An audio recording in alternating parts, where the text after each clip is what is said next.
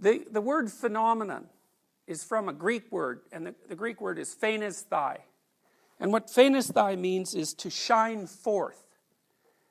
Now, one of the presuppositions of the phenomenological viewpoint is that reality in some sense is composed of what shines forth. Now, this is a very difficult thing to explain, but I can do it partly this way. So, when you're moving from point A to point B, you can parse the world up into tools and obstacles. I showed you that in the last slide. Tools are things that get you to where you're going, and so what the tools are depends on where you're going, and obstacles are the things that get in your way.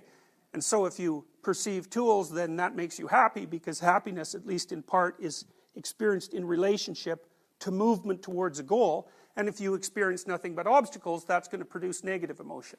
And so this is a variant of that. And the variant is, when you're moving from point A to point B, you can experience things that you predict or desire, and those make you hopeful and happy. Or you can experience things that are unpredictable, and those are threats, and they make you anxious. But it's broader than that. They disinhibit negative emotion in a more general sense. But sometimes you can experience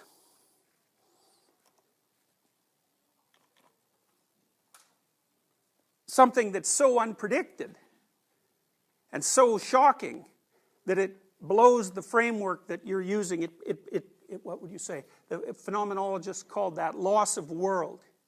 The framework, the thing that you encounter is so unexpected that its appearance blows the structure of being apart.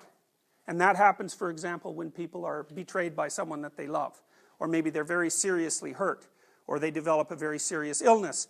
Or a dream that they've been pursuing for a long period of time is rendered impossible by some failure. Or some unexpected natural occurrence.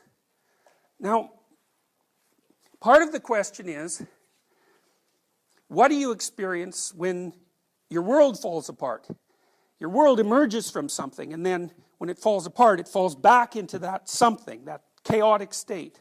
And the phenomenologists say that what you experience most basically is meaning. So from a phenomenological perspective, when you're looking at the world, you perceive meaning, and then you derive objects from that.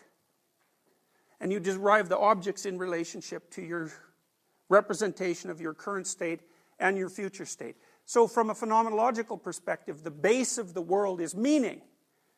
Now, I can give you some hints about how that plays itself out. So one interesting phenomena is how interest guides your ability to concentrate.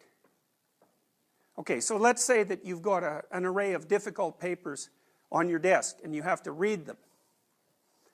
Now, some of those papers, independently of their difficulty, some of those papers will presume that you're actually interested in. And some of them you're not interested in.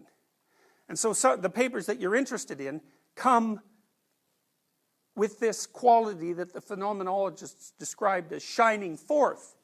There's something about them that grips your attention, that enables you to concentrate, that enables you to learn, and that enables you to remember, and in a relatively effortless way.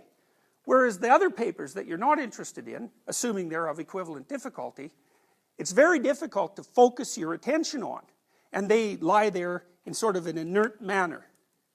So the phanesthai phenomena is partially apprehendable by considering what the difference is to you between something that you're interested in and something that you're not. Now,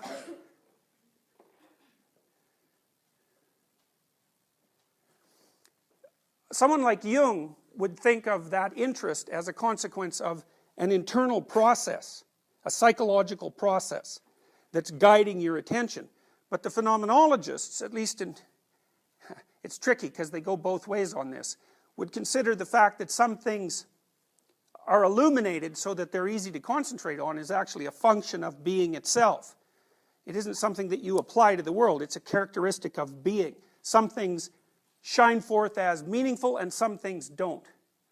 Now the existentialists would say, at least in part, that you have a duty to follow the things that shine forth. That's where the moral element of this comes in.